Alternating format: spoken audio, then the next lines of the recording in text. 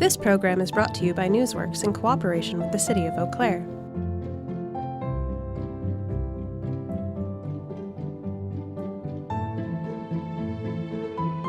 This program is simulcast on WRFP-LP 101.9 FM. Hello, and welcome to Meet the Candidates. In this series, Newsworks, an imprint of Valley Media Works, introduces candidates running for local and state level elections. The next election is November 6th, 2018. I'm your host, Heather Rigby. Today, I'm joined by Echo Reardon. Hi. Thank you for being here. Thank you. First, why don't you tell us what are you running for and what's your party affiliation? I'm running for the 91st States Assembly, and I'm a Republican. Okay.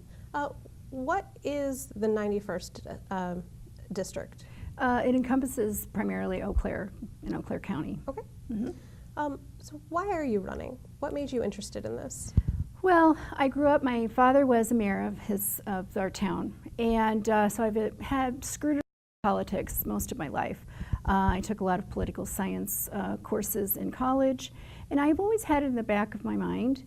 But mainly, I just feel like it's my duty as a citizen to do this, and I also, want to leave something for the children.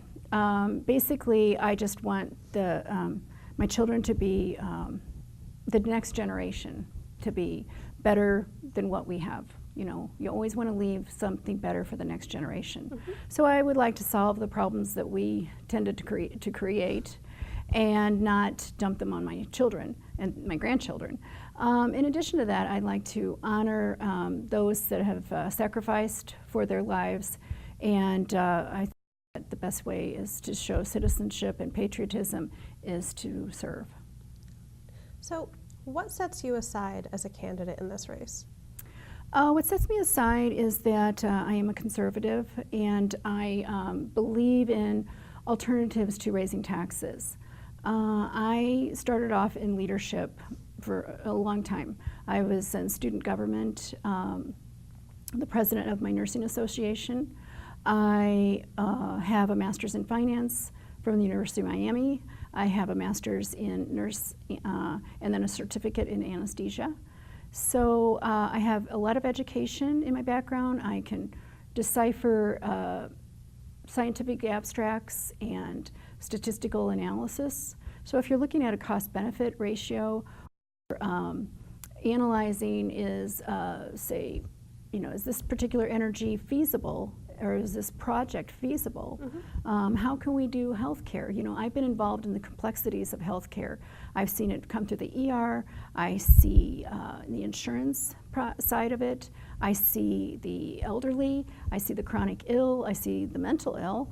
And then I see the pediatrics. All of this spectrum of healthcare I've been exposed to personally, as well as on paper, I can see what's going on. So I feel like I bring that to the table personally. In addition to that, I'm from a small rural area, grew up in a small town and farming community. We have a farm. I grew up on that farm. So I understand the struggles of small businesses, small rural areas, as well as then cities, and the complexity of government. Mm-hmm. So what are some of the issues that are really important to you to address in this coming assembly? There's four: education, healthcare, the workforce, and infrastructure primarily. And they tend to weave in and out of each other. For example, education. We want to recruit the bright minds. We want to retain the bright minds. Now, we want to have a workforce. So to have the minds stay and work and do research and development, innovations, to encourage entrepreneurship, all of those are things that we can start at the university. Now we can identify these children who are interested in, say, engineering or the STEM courses early on. And the private sector can come alongside and groom these students and work with the universities to help place them. I think that would cut down on the education cost, but also facilitate workforce. If they stay and they're retained in our great state, then that helps. And as far as healthcare, goes, I definitely want it to be affordable and accessible. I want to address the opioid crisis.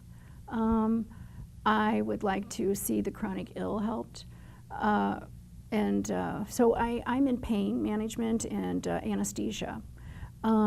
There we are addressing the opioids. There's a lot of ways that can be done. The insurance costs, that needs to be transparent, and we need to have healthcare reform regarding that. And I have quite a few ideas with that in mind. As far as helping the small businesses, bringing jobs into the area, mainly bringing a workforce into the area. We have a 2.2 unemployment rate, which is a great problem.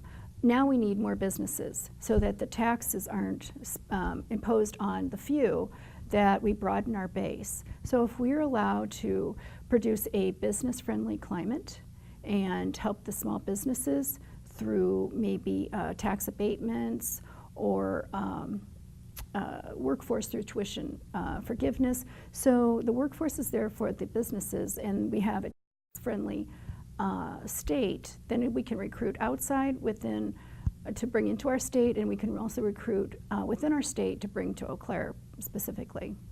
Mm-hmm. All right. Is there anything else that you feel voters should know about you before they make a decision on November 6th?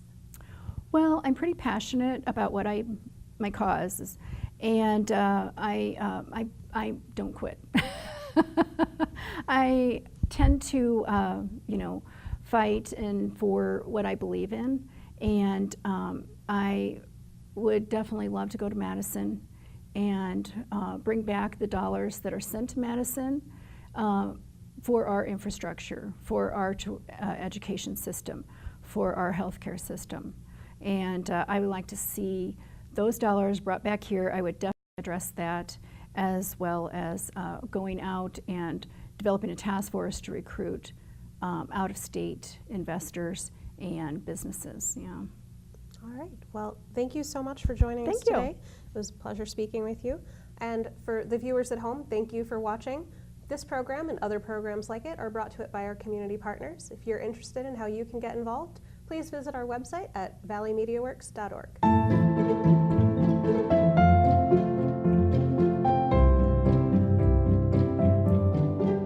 This program was brought to you by a cooperation between Newsworks and the City of Eau Claire.